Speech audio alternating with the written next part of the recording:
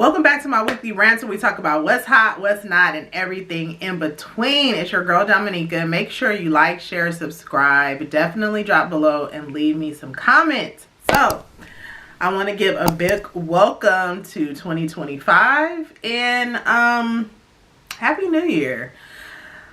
This video is kind of just talking about where I'm at in the new year, checking in with you guys.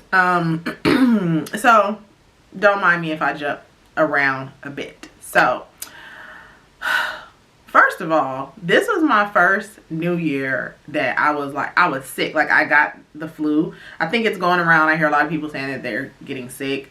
So literally on the 31st, I couldn't even get out of bed. I went to bed like 10, 11 o'clock that morning and literally did not wake up until the next day on the 1st. And I was kind of bummed because I like to spend the new year just hanging at the house with my family and, you know, having a couple cocktails, enjoying some good food, but I literally just missed that whole thing. And a friend of mine brought to my attention, she was like, well, maybe you need to rest. Maybe your body needs to rest. And so I was like, maybe you're right, you know, because I literally slept almost for like 2 days straight. And I'm fully over it now. I feel great. So I don't know, in retrospect, maybe I needed that rest. I definitely got a lot of it, but I hate to be sick. So that's how I spent my new year.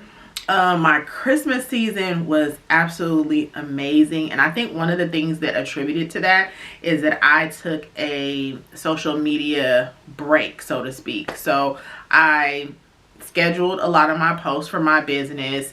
I deleted apps off my phone. There was no scrolling. I did end up hopping on a couple of times. And that to me showed like just how addicted I am to social media, or I should say I was, because I feel like since I did that break, which was about a couple of weeks, you know how they say after you do something for so long, it becomes a habit or becomes natural practice. So after that 2 weeks of a change where I'm just not like constantly not spending so much time scrolling, not having the apps downloaded on my phone, it made me realize like how much it was affecting me and not in a good way. I feel that especially the scrolling, seeing like, we can't ignore or escape all the crazy that's going on in the world, but I just feel like it's so at our fingertips now. You know, all the scrolling is like you're immediately seeing all these crazy stories, all these heinous things people are doing, and it's just like, whether you know it or not, it affects your mental state, it affects you emotionally, you know, and all those things. So, you know, even though I did it in December, going forward now, I'm just making that a new way of life. Like, I don't have the apps downloaded on my phone. I don't want to scroll anymore. I don't really care to see what everybody else is doing, especially people that I don't have a day-to-day relationship with. It's like, we are very, very much invested in what other people are doing, and we're only really seeing what they're curating for social media. So we really still don't know what they're doing. That takes me to my next point or topic I want to talk about. I never really knew like Twitch and his wife and their family. I never followed their social media. I never really knew who he was, unfortunately, until he passed. And I see all this commotion online. Everybody's going wild about this interview she did with People and how it's disparaging his image and his character, and his family are popping out and they're having a lot of things to say. And it made me think, it's like, this is a perfect example. You know, I popped on for a minute, I saw it, I took the app back off my phone. I do that, I go back and forth, I'll pop it on for a minute, and then I'm like, and that for me was a perfect example, because I'm like, here we are, everybody jumping into the chat, giving an opinion about this woman and her deceased husband and whatever she's doing, but it's like we don't know these people. Like, we really don't know these people. We have no idea what really is going on, we don't know.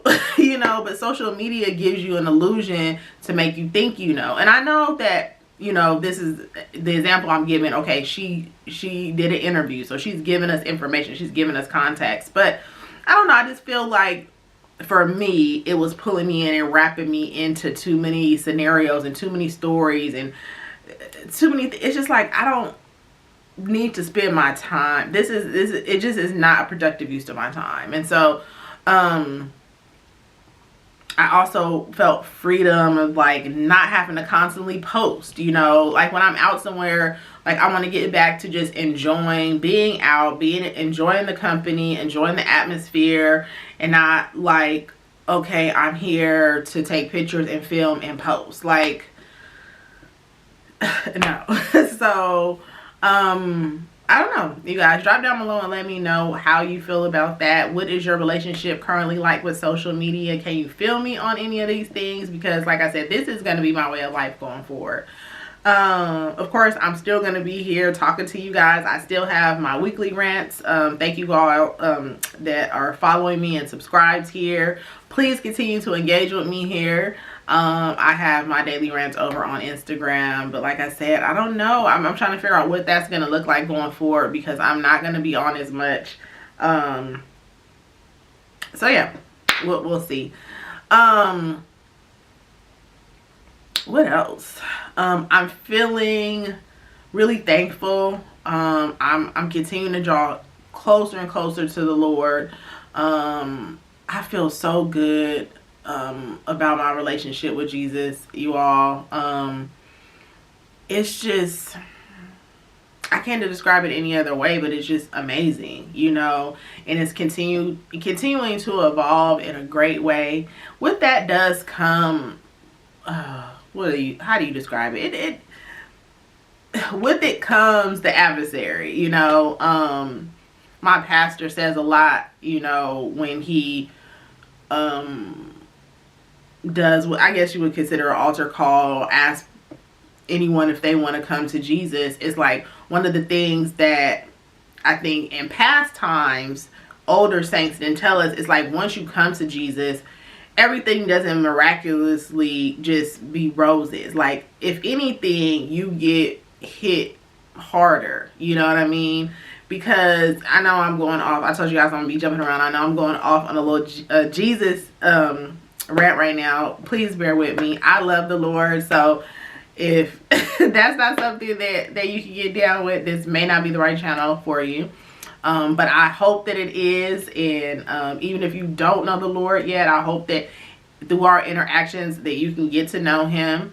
But where I was going with that was, the closer you get to the Lord, the enemy, Satan, the adversary, you know, things will happen in your life that is not necessarily going to be pleasant, because the enemy doesn't like that. The enemy does not like us to live our life glorifying the Lord. He doesn't like us spending time in prayer. He doesn't like us, you know, getting deeper into our word. He wants to keep us in sin, right? And so when you give your life to the Lord and you're really diving in, you're gonna start getting hit, you know. And if the Lord if the Satan can't hit you directly, he'll start trying to hit your kids, your job, whatever, you know. And so I've been experiencing a bit of that, but God is faithful. And I am, this month of January, a lot of churches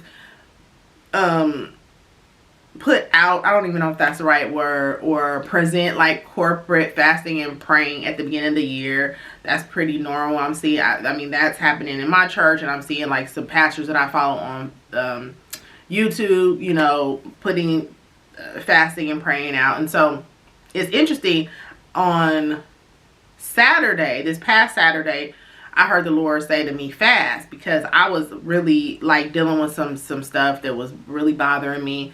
And I'm like, Lord, I need you to move. And I heard him say fast. That was on a Saturday. And then I go to church on Sunday, and of course the pastor's talking about fasting. And so for me, that was just confirmation. And so that Monday I started a fast that I'm currently on right now. And that is no food, only liquids, water. I am still drinking coffee, but no food until after 5 p.m. And a lot of prayer and reading my word throughout the day, because I have to be honest, and drop down below and let me know if you can identify with this. I've fasted before, and I'm putting up air quotes because I would just fast because I'm like, okay, I'm gonna be fasting and praying, or my pastor said to do so, or the church said to do so. But I'm not really spending time with God throughout that fast. You know what I mean? And even now, this fast, I have been spending more time with God, but I'm like, I could even spend more time. So during the fast, this time I'm being way more intentional, like, because I heard somebody say yesterday that if you're just fasting and you're not spending time with the Lord, I mean, you're just starving yourself, you know. So I'm really being intentional about that this go around, and it really has been eye-opening and mind-blowing. I feel like that I'm hearing from the Lord more, and so that's kind of that's another piece of what's going on with me right now. A little bit about business. I want to talk about that a little bit. I still have a notary business. This is year 6. Yeah, this is year 6. Shout out to D-Signs Notary Service. Shout out to California Notary University. This is year 6. I feel really blessed. But I've been struggling, if I'm honest, with feeling like still chasing after like a certain dollar amount or a certain number, and these last 2 years have not been that. You know, I've been doing like $30,000-$40,000 a year these last 2 years, and I'm not ashamed to say that. But I think like in the notary space specifically, you know, there was so much conversation. We got so used to, I know myself included, you know, 6-figure years. I had at least 2 6-figure years, and I finally got to a point where I'm like not chasing that anymore. I'm not chasing that anymore. I know specifically I wasn't even putting in the required work after the COVID boom. I wasn't even really putting in the required works just on loan signings to continue that momentum. So, you know, it wasn't a surprise to me that my numbers are what they are. It's no secret that I also have a 9-to-5 job, and I think a lot of times because I have a 9-to-5 job and it's pretty fruitful, that, you know, it's always a safety. It feels safe. That safety net. And then on top of that, you know, I'm thankful that my husband, he does very well for us. And so I don't have a lot of, if I'm honest, like financial pressure. Only I think I put that on myself because I have personal goals that I want to reach and attain, but I've also learned to find a balance between, it's like, you know, how much is enough and what exactly am I chasing, you know. And so as I've had less time being busy hustling and bustling, you know, I've had more time at home, more time with my son. Like God knew that was going to be needed. I shared with you all in another video that my son is dyslexic. We discovered that about maybe less than 2 years ago. So my time, I've been exactly where I'm supposed to be, but I still have that fire inside to be like, okay, you know, this is what I want to do for my business, and I continue to, you know, do certain things. I really am, if I'm honest, spend more time now on the government contracting side, preparing proposals, submitting bids, and just knowing like that one contract literally is a 6-figure or sometimes multiple 6-figure salary. And so that's where I've been spending most of my time. So there's no like surprise of loan signing numbers being low because I know that's not where I've been spending my time. So $30,000-$40,000 for the year, 40 last year, 30 the year before that is not bad with the amount of effort that I know that I've been putting in, which has not been much. But the effort that I've been putting in other areas like government contracting, I'm really excited about, and I know is going to catapult me to the next level. So that takes me to my next topic. I bid on a contract at the end of December, and I had on my board, I have a board here in my office of like different goals I want to reach, and one of those things was to get a contract before the year was over. So I bid on this contract. I was super excited about it. Didn't get it. Okay, but I was reminded of a few things. First of all, the numbers in government contracting go something like this. For every 10 bids you put in, you may get 1 contract. Those are the percentages, right? And so last year I put in 3 bids. you know. Wasn't awarded anything in 2024, but again, I only bid 3 times. So my goal for 2025 is to bid on a minimum of 10 contracts, and let's see what happens then, right? But what I also learned is whether you win or lose the contract, you still win. Always ask for feedback after you are not successful with a bid. I was blessed this time around. I asked for feedback. I was given a feedback via a debriefing on a Zoom call with a contracting officer who had almost 30 years of experience. So that debriefing was so mind-blowing. He gave me so much information. It fired me up, and I was like, oh my God, I'm gonna take everything that he gave me, go back to the drawing board on my next proposal, and let's see what happens. So from a business side, for business perspective, that's what I'm most excited about right now, is contracting. And so I'll keep, you know, you guys abreast on that. And that's about it, you guys. I just wanted to give you an update, welcome to 2025 update, kind of where my mind's at.